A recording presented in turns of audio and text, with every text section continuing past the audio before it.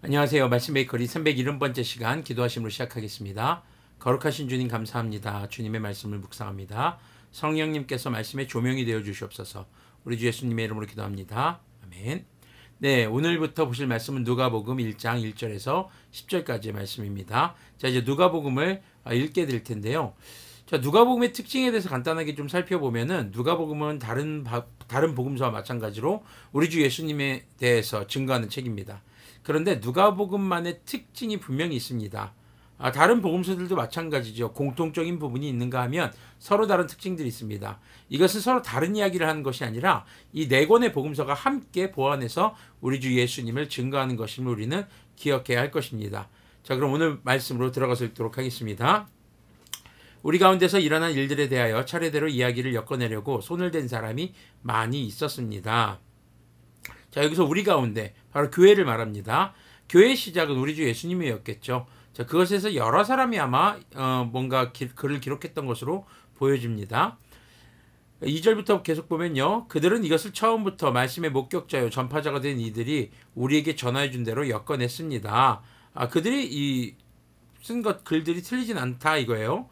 그런데 존귀하신 데오빌로님, 나도 모든 것을 시초부터 정확하게 조사하여 보았으므로 각하께 그것을 순서대로 써드리는 것이 좋겠다고 생각하였습니다.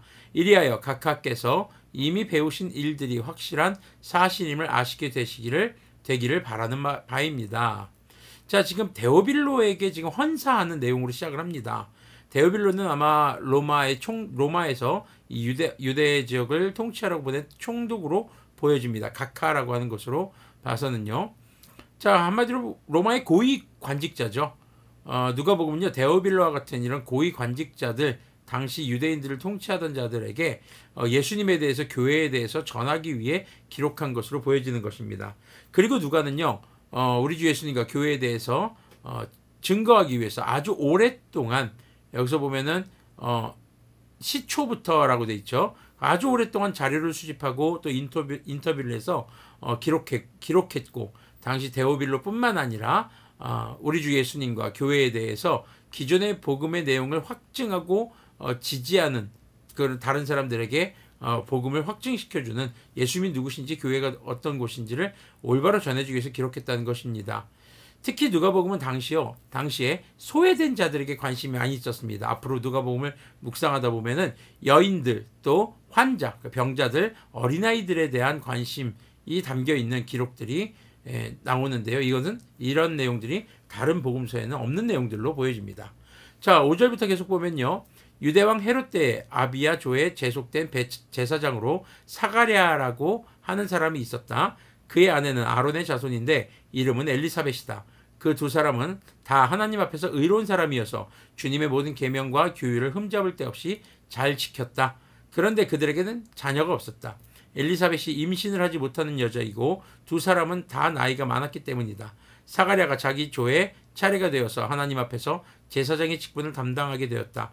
어느 날 제사장직의 관례를 따라 제비를 뽑았는데 그가 주님의 성소에 들어가 분향하는 일을 맡게 되었다. 그가 분향하는 동안에 온 백성이 다 밖에서 기도하고 있었다. 자, 누가는 예수님에 대해서 전하기 위해서 예수님의 탄생 이전, 바로 예수님의 길을 예비하던 침수례자 요한의 출생부터 기록하기 시작합니다. 그 시작은 제사장 가문의 부부 사가랴와 엘리사벳이죠. 근데 이 부부의 특징은요, 첫 번째는 하나님 앞에서 의로웠다는 것입니다. 그리고 두 번째는 아이를 가지지 못하는 아픔이 있었다는 거죠. 자, 그리고 사가랴 엘리사벳은 자신들에게 주어진 임무를 성실하게 수행해서 하나님 앞에 의로운 사람으로 평가받았다는 것도 우리가 생각해 볼 만한, 묵상해 볼 만한 대목입니다. 자, 우리 사명은 이 땅에서 주님의 이름을 예배하며 복음을 전하는 것입니다. 그것을 위해서 우리는 복음을 알아야 합니다. 복음의 핵심인 우리 주 예수님에 대해서 올바로 알아야 복음을 전할 수 있는 것을 기억해야 할 것입니다. 그래서 우리는 하나님의 말씀을 날마다 묵상하고 배워야 하는 것이죠. 그리고 하나님은 고난과 슬픔에 빠져들고 거기에 잠식되지 않고 하나님께 맡기신 자신의 사명을 충실하게 행하는 자를 통해 하나님의 구원의 역사를 이루시는 것을 우리는 또 보아야 할 것입니다. 때로는 살면서 아픈 일을, 가슴 아픈 일을, 또 너무나도 힘든 일을 겪을 수 있습니다. 그렇지만 그것 때문에 주님께서 맡겨주신 우리의 사명, 예배자의 자리, 선교자의 자리를 결코 가볍게 여기서는 안 될 것입니다. 아파도 성실하게 주님께서 주신 자리에 사명을 다할 때 비로소 누가복음과 같은 또 복음을 전하는 그런 삶의 사명을 완수할 수 있을 것입니다. 기도하겠습니다. 거룩하신 주님 감사합니다. 주님의 말씀을 묵상했습니다. 주님, 때로는 우리 인생에 아픔이 찾아올 수 있고 어려움이 찾아올 수 있습니다.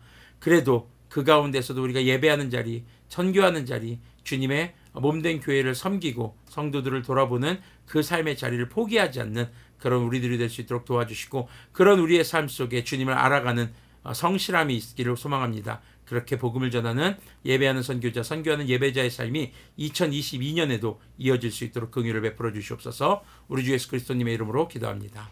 아멘. 내 삶의 어떤 상황 속에서도 주님께서 여러분들에게 맡기신 삶의 자리, 예배의 자리, 그 자리를 끝까지 포기하지 않고 성실하게 그 자리를 지키는 우리가 되기를 소망합니다.